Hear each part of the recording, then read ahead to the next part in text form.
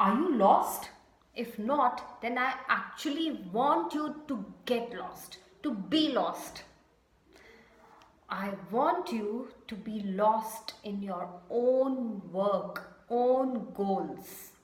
You should be so much engrossed in improving yourself that whatever rest of the people are saying should not matter. If lot of negativity is going on, you should be able to ignore that. Okay, so focus only on your work and be engrossed in your own improvisation.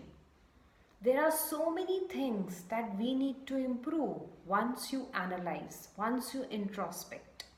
So take a pause, take a break. You must note down what are the things that you have to work on. Okay, so be lost in your own world, keep working, keep hustling, because I am sure